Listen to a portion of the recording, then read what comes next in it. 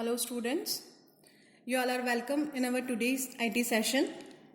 In today's session, we are going to learn how to compile and run Java program using Notepad. तो सबसे पहले उसके लिए हमने Notepad ओपन कर लिया है. Notepad पे जावा का प्रोग्राम लिखा हुआ है, आपके पास होगा ये जावा का प्रोग्राम लिखा हुआ. परसेंटेज कैलकुलेशन वाला प्रोग्राम हमने यहाँ पे बनाया है, क्लास डिक्लेयर कर ली है परसेंटेज. जावा केस सेंसिटिव लैंग्वेज होती है, हमें पता है, इसलिए यहाँ पे जितने भी कीवर्ड्स हैं, जितने भी वर्ड्स हैं, वो सब स्मॉल लेटर्स में है एक्सेप्ट स्ट्रिंग. जो हमने आर्ग्यूमेंट पास करा है उसके स्ट्रिंग का जो एस है वो कैपिटल है. और सिस्टम से जब हम आउटपुट प्रिंट करवाते हैं तो जो सिस्टम का एस है वो एस कैपिटल है. दो एस कैपिटल है, एक स्ट्रिंग वाला एस कैपिटल है और सिस्टम वाला सिस्टम जो लिखा है उसका एस कैपिटल है. बाकी जितने भी लेटर्स हैं वो सारे जो हैं ये सारे लेटर्स जो हैं स्मॉल लेटर्स में है. क्लास हमने डिक्लेयर कर दी परसेंटेज नाम की. अगर इसके आगे पब्लिक नहीं लगा है तो दैट मीन्स ये बाय डिफॉल्ट पब्लिक ही होती है क्लास. फिर हमने यहाँ पे मेन फंक्शन पास करवा दिया है, वेरिएबल डिक्लेयर कर दिया और मैंने यहाँ पे x, y और z लिया है. आप चाहें तो यहाँ पे टोटल मार्क्स, वेरिएबल का जो नाम है वो टोटल मार्क्स ऑब्टेन और परसेंटेज भी ले सकते हैं. और अगर आप जिस भी नाम से वेरिएबल आप यहाँ पे डिक्लेयर करेंगे, जब फॉर्मूला में पुट करेंगे तो उसके अकॉर्डिंगली पुट करेंगे. जैसे अगर आपने यहाँ पे परसेंटेज डिक्लेयर किया है तो आप लिखेंगे percentage equal to total marks obtain upon total marks into 100. मैंने XYZ लिया था इसलिए XYZ के टर्म्स में फॉर्मूला लगाया है. उसके बाद प्रिंट करवा लिया है हमने. आपको पता है जो डबल इन्वर्टेड कॉमा में होता है वो एज इट इज प्रिंट होता है. डबल इन्वर्टेड कॉमा के अंदर हमने जो भी लिखा होता है वो एज इट इज प्रिंट कराने के लिए लिखते हैं और उसके बाद कॉन्केटनेशन ऑपरेटर लगाकर, ये प्लस हमारा कॉन्केटनेशन ऑपरेटर है, कॉन्केट करेगा इन दोनों लाइंस को. और उसके बाद हमने जो वेरिएबल है ये असाइनमेंट ऑपरेटर लगाया. ये असाइनमेंट ऑपरेटर है हमारा. असाइनमेंट ऑपरेटर में हमने जो हमारा फॉर्मूला लगाया था इसकी जो भी वैल्यू आएगी वो जेड में असाइन हो जाएगी, दैट इज असाइनमेंट ऑपरेटर. तो यहाँ पे z में जो वैल्यू आएगी वो वैल्यू हम यहाँ पे प्रिंट करा रहे हैं, इसलिए इसको हमने डबल इन्वर्टेड कॉमा में नहीं लिखा है क्योंकि जो भी वैल्यू आएगी वैल्यू वेरी करेगी और हर बार जो वैल्यू आएगी वो वैल्यू हम यहाँ पे प्रिंट कराएंगे. उसके बाद हमने कंट्रोल फ्लो यूज किया है. कंट्रोल फ्लो स्टेटमेंट है, इफ और एल्स का यूज किया है. इफ के साथ हम कंडीशन लगाते हैं, सेमीकोलन नहीं लगता है, यहाँ पे ध्यान रखना है. इफ के साथ हमने कंडीशन लगा दी कि जो हमारा परसेंटेज है, मैंने यहाँ पे z लिया था, आपने अगर परसेंटेज लिखा है तो जो भी हमारा परसेंटेज आएगा जो z वेरिएबल है उसकी वैल्यू अगर ग्रेटर देन इक्वल टू 40 होती है तो हमें क्या प्रिंट कराना है, हमें प्रिंट कराना है पास. आप जो चाहे वो प्रिंट करा सकते हैं. मैं यहाँ पे लिख देती हूँ कॉन्ग्रेचुलेशंस यू आर पास. तो जो भी हमने डबल इन्वर्टेड कॉमा में लिखा है वो एज इट इज यहाँ पे प्रिंट हो जाएगा. और अगर किसी वेरिएबल को प्रिंट कराना होता है तो उसे हम डबल इन्वर्टेड कॉमा में नहीं लिखते हैं. तो ये लिख दिया हमने कॉन्ग्रेचुलेशंस यू आर पास. और इसके बाद जो सेकेंड कंडीशन है वो हमारी एल्स वाली कंडीशन है कि एल्स अगर ऐसा नहीं होता, मतलब अगर ये वाली कंडीशन सेटिस्फाई नहीं होती तो क्या प्रिंट कराना है, फेल्ड प्रिंट कराना है. ये हमारा प्रोग्राम है.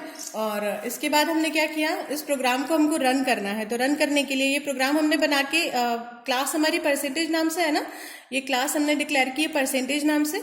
तो जो क्लास का नाम है वही प्रोग्राम का नाम होगा. तो परसेंटेज डॉट जावा, ये यहाँ पे परसेंटेज डॉट जावा के नाम से मैंने फाइल सेव कर रखी है ये वाली. और ये फाइल मैंने जो सेव की है ये डेस्कटॉप पे ही सेव किया क्योंकि हमें जब हम कमांड प्रॉम्प्ट रन करेंगे तो हमें उसका पाथ डिक्लेयर करना होगा. तो कमांड प्रॉम्प्ट रन करने के लिए हम cmd टाइप करेंगे. जैसे ही हम cmd टाइप करेंगे कमांड प्रॉम्प्ट हमारा ओपन हो जाएगा. इसके बाद सबसे पहले हम इस पर लिखेंगे cd और cd पे हम अपना पाथ बताते हैं. तो जो हमारा पाथ है वो डेस्कटॉप है तो हम लिखेंगे cd डेस्कटॉप. अगर आपने कहीं और स्टोर किया है तो आपको वो लोकेशन इसका बताना पड़ेगा. यहाँ पे मैंने डेस्कटॉप पे सेव किया है इसलिए cd डेस्कटॉप. ये डेस्कटॉप हमारा ओपन हो गया. डेस्कटॉप पे अगर कोई फोल्डर के अंदर फाइल रखी है तो उस फोल्डर को स्पेसिफाई करेंगे. मैंने डायरेक्ट फाइल बना रखी है इसलिए मैं डायरेक्ट उसको कंपाइल कर लूंगी. फोल्डर के अंदर अगर फाइल बना के रखी है तो उस फोल्डर का नाम यहाँ पे लिखना पड़ेगा. डायरेक्ट है तो यहाँ पे हम लिखेंगे जावा सी फॉर कंपाइल. स्मॉल लेटर्स में लिखना है, कैपिटल लेटर्स में नहीं लिखना है. जावा सी और उसके बाद हम लिखेंगे यहाँ पे हमारे प्रोग्राम का नाम, परसेंटेज क्लास प्रोग्राम का नाम है हमारा %.java। ये फाइल है हमारी %.java जो है फाइल का नाम और फाइल का एक्सटेंशन है। और जावा सी क्यों लगाया है यहाँ पे, जावा सी लगाया है, जावा सी इज फॉर कंपाइल। अभी पहले हम कंपाइल करके देखेंगे, अगर हमारे प्रोग्राम में कोई एरर होगी तो वो यहाँ पे डिक्लेयर करेगा। ये एंटर प्रेस कर दिया। एंटर प्रेस करने के बाद जो भी प्रोग्राम में एरर होती है, अगर कोई एरर होती तो वो यहाँ पे एरर डिक्लेयर कर देता।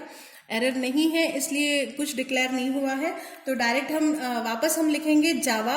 अब सी नहीं लिखेंगे, अब कंपाइल नहीं करना है हमें, कंपाइल हम कर चुके हैं। अब हम डायरेक्ट रन करेंगे, तो रन करने के लिए हमने लिखा जावा %.java। फर्स्ट और सेकेंड लाइन में डिफरेंस सिर्फ इतना ही है। फर्स्ट लाइन में हमने लिखा था जावा सी %.java। %.java हमारी फाइल है विद एक्सटेंशन, और C is use for, C word is use for, C letter is use for compile. और उसके बाद जो हमने सेकंड में लिखा है जावा, डायरेक्ट लिखा है क्योंकि हमें रन करना है, तो जावा %.java लिखा। और एंटर जैसे ही हम प्रेस करेंगे तो जो हमने एंटर किया था वो परसेंटेज आ गए हमारे 94.5 और लिखा हुआ आ गया है कांग्रेचुलेशन यू आर पास। अब यहाँ पे हम वैल्यू चेंज कर सकते हैं। ये वैल्यू अगर हम चेंज करें और इस वैल्यू को हम ये ले लें और इसके बाद हम इस प्रोग्राम को सेव कर देते हैं।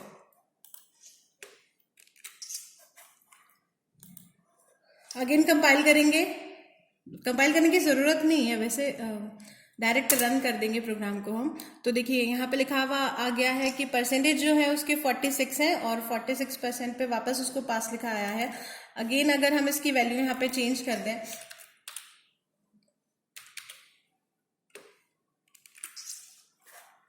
उसके बाद इसको सेव करके अगेन हम रन करेंगे इस प्रोग्राम को।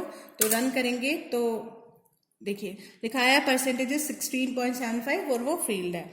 अब अगर इसमें कोई एरर होगी तो कैसे पता चलेगा, देखिए मैं यहाँ पे ये हटा देती हूँ, ये ब्रैकेट हमने यहाँ से हटा दिया और उसके बाद इसको सेव करके इसको अगर हम रन कर रहे हैं अगेन, अब हम कंपाइल करके देख लेते हैं क्या आता है कंपाइल करके। कुछ क्योंकि एरर होती है तो वो हमें यही बता देता है। तो ये यहाँ पे हमने लिखा जावा सी %.java और ये देखिए एरर यहाँ पे आ गई है। एरर में लिखा है लाइन फर्स्ट पे, ये लिखा है उसने लाइन जो फर्स्ट है उस पे वो एक कर्ली ब्रैकेट एक्सपेक्ट कर रहा है, एक्सपेक्टेड 1 एरर बता रहा है कि ब्रैकेट जो है वो। तो हम देख लेंगे कि ऑब्वियसली बात है फर्स्ट लाइन यही वाली है और हमने यहाँ पे कर्ली ब्रैकेट अगेन लगा दिया और वापस इसको सेव कर देंगे। और सेव करने के बाद वापस हम इसको कंपाइल करेंगे। और कंपाइल करेंगे तो कोई एरर होगी तो आएगी, कोई एरर नहीं है तो एरर नहीं आई है इसलिए डायरेक्ट फिर ये रन हो जाएगा। रन करने के लिए बस जावा सी और सेकंड वाली लाइन में जावा, बस ये आपको ध्यान रखना है कि फर्स्ट वाली लाइन में जावा सी %.java कंपाइल करने के लिए, एरर चेक करने के लिए, और सेकंड वाली लाइन में जावा %.java और ये हमारा प्रोग्राम रन हो गया।